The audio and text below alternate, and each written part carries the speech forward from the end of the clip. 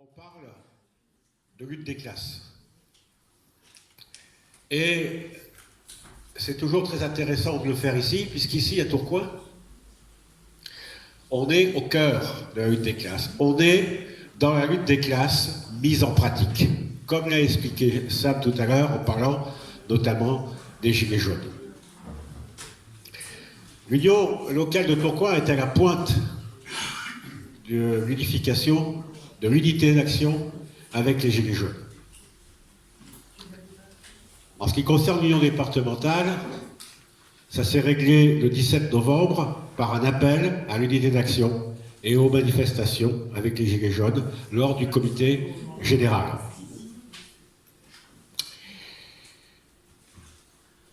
La lutte dans l'unité, dans la solidarité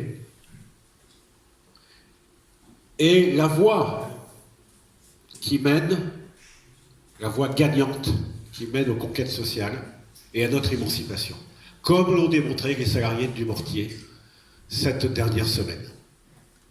C'est un exemple. Du Mortier, c'est un exemple.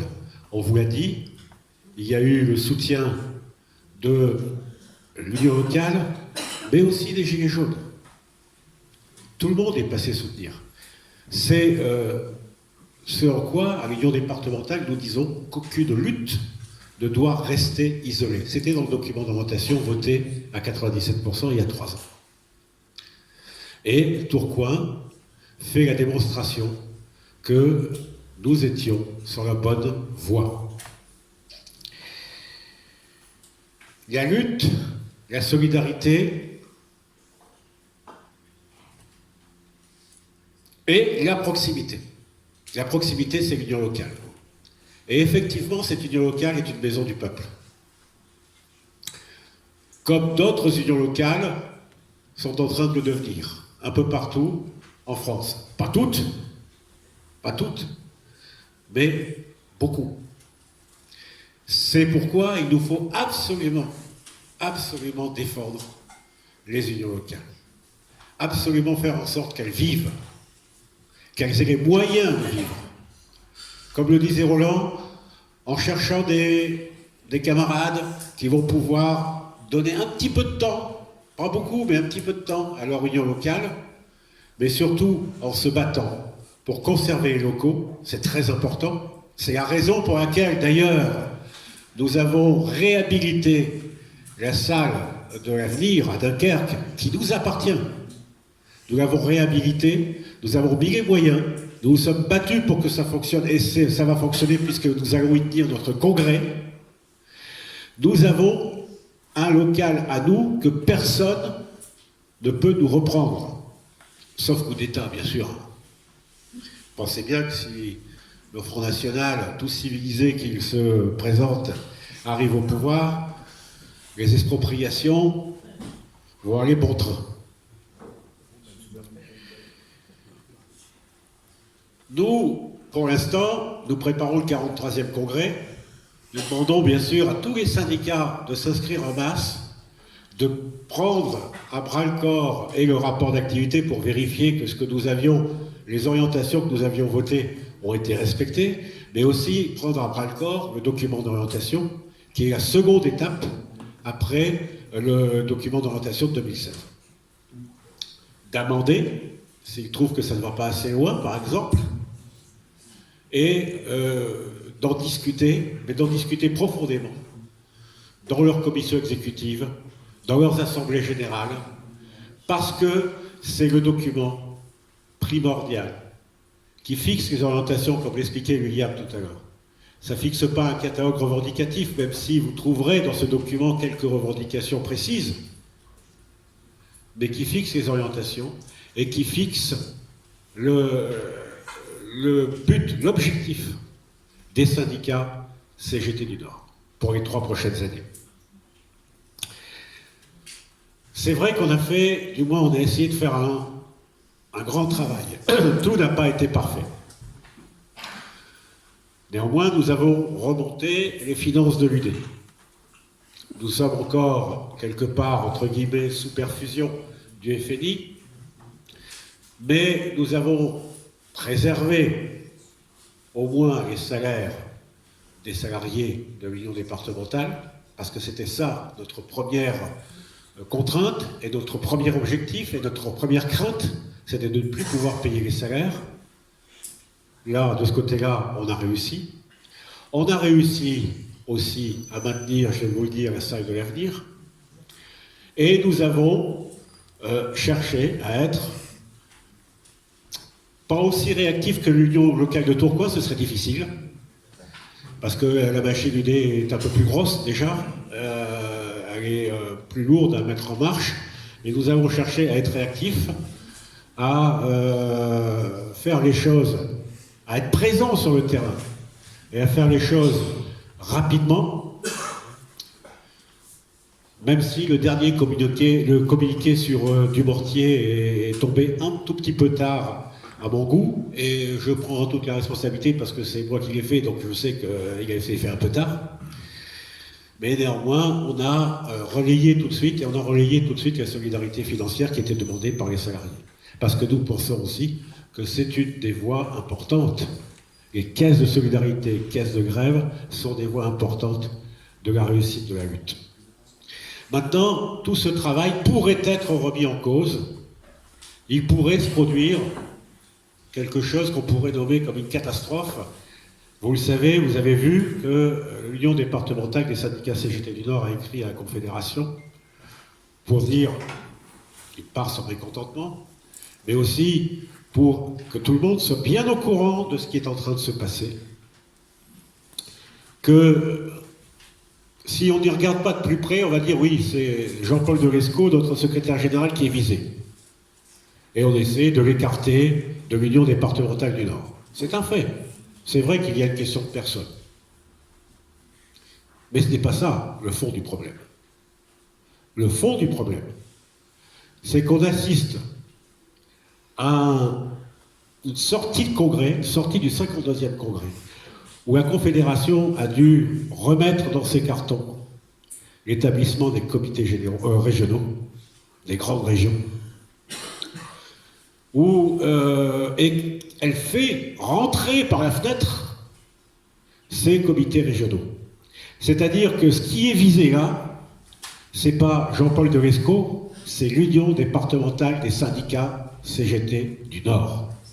Et à travers l'Union départementale des syndicats CGT du Nord, deuxième unité de France, c'est l'ensemble des unions départementales qui sont visées pour installer les fameux comités régionaux. C'est pas simplement un changement dans la façon de s'organiser. Quand vous êtes organisé ici à l'union locale, vous êtes organisé en fonction d'un objectif.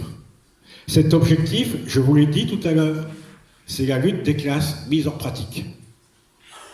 La CGT, telle qu'elle est organisée aujourd'hui, dans le fédéralisme, elle est organisée vers un objectif très clairement défini par la charte d'Amiens, très clairement repris dans les statuts confédéraux par le préambule, dans lequel figure encore, et j'espère figurera encore dans les années qui viennent, le préambule de 1936, c'est-à-dire l'abolition du salariat et du patronat. C'est-à-dire la voie révolutionnaire. Et c'est tout le contraire qui est en train de se passer aujourd'hui. Si on se structure différemment, c'est parce qu'on a un objectif différent. Cet objectif, c'est le dialogue social. Pourquoi? Tout simplement parce qu'on est en perte d'adhérents. En 1945, nous avions 5 millions d'adhérents. Aujourd'hui, on a 750 000, peut-être même moins. Donc il nous faut de l'argent. Et cet argent, on le récupère par ce que Lénine appelait les miettes de l'impérialisme. C'est-à-dire que le gouvernement nous donne un petit peu d'argent pour que nous participions au dialogue social. Que nous soyons des facteurs de paix sociale. Et non plus des troublions, des revendicatifs. Que nous accompagnions, comme le fait la CFDT, les réformes. C'est là qu'est tout l'enjeu. Et je vous le dis, il n'y a pas la place en France pour 2 CFDT. Il n'y en a qu'un qui survivra, si on va sur cette voie-là. Ce n'est pas l'optique de l'Union départementale du Nord, mais je peux vous assurer aussi, mes camarades, que ce n'est pas l'optique d'un grand nombre d'unions départementales, c'est par l'optique d'un nombre important de fédérations. Donc, rien n'est encore perdu pour la voie révolutionnaire. Celle que, ici, à l'union locale de Tourcoing, vous avez choisie et qui porte ses fruits aujourd'hui. Celle que, grâce à vous, on a choisie il y a 3 ans et qui porte ses fruits aussi. Alors, qu'est-ce qui nous importe aujourd'hui à l'union départementale?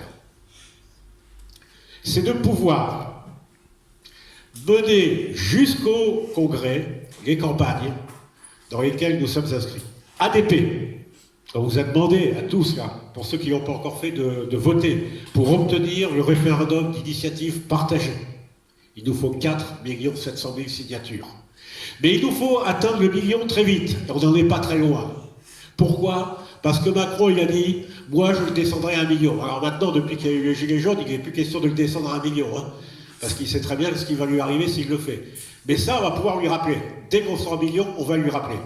On rappellera également au CSA que le référendum n'est pas traité de la même manière que le grand débat. On a bouffé du Macron pendant le grand débat tous les soirs, tous les midis, tous les matins, dans les radios, les journaux, les télévisions. Le grand débat, qui en parle? Aucune presse, aucune télévision, aucune radio. Silence total. Sur ADP. C'est aussi le 5 décembre. On sera bien sûr au congrès, mais c'est pas pour ça, c'est pas parce qu'on aura 200 délégués en congrès qu'il n'y aura pas de manifestation. C'est pas pour ça qu'il n'y aura pas de revendication. Et c'est pour ça aussi que nous voyons le 16 novembre comme une étape avant le 5 décembre. Le 16 novembre, le samedi après-midi, dans la rue, avec les gilets jaunes. C'est pas une date anniversaire, c'est pas une commémoration, c'est un rebond. Et ça prépare le 5 décembre. Regardez ce qui se passe. Regardez ce qui se passe à la SNCF aujourd'hui. Le droit de retrait, c'est une gifle monumentale donnée au gouvernement par les salariés, par les travailleurs de la SNCF. Et ça, c'est extrêmement important. Ça veut dire que les gens ne sont pas prêts à se laisser faire. Ils ne sont pas prêts à aller jusqu'au bout. Regardez ce qui s'est passé le 15 octobre ici, à Tourcoing. Je vais vous le dire comme je l'ai ressenti, c'était magnifique. Peut-être qu'on n'était pas très nombreux au départ. Mais quand on est arrivé sur la place de Tourcoing, je peux vous dire que quand le maire, Visteker, que tout le monde a dit Visteker menteur ou escroc, que la presse était là, ça avait de la gueule. Je dirais, ça avait de la classe. Tout ça, mes camarades, c'est votre travail. L'UD, c'est aussi votre travail. Tout ce que vous avez fait, on en a bénéficié partout. La lutte de Dumortier, c'est une lutte qui va appeler, il faut la populariser, nous allons nous y atteler, c'est une lutte qui va appeler d'autres victoires. Nécessairement. C'est une lutte exemplaire.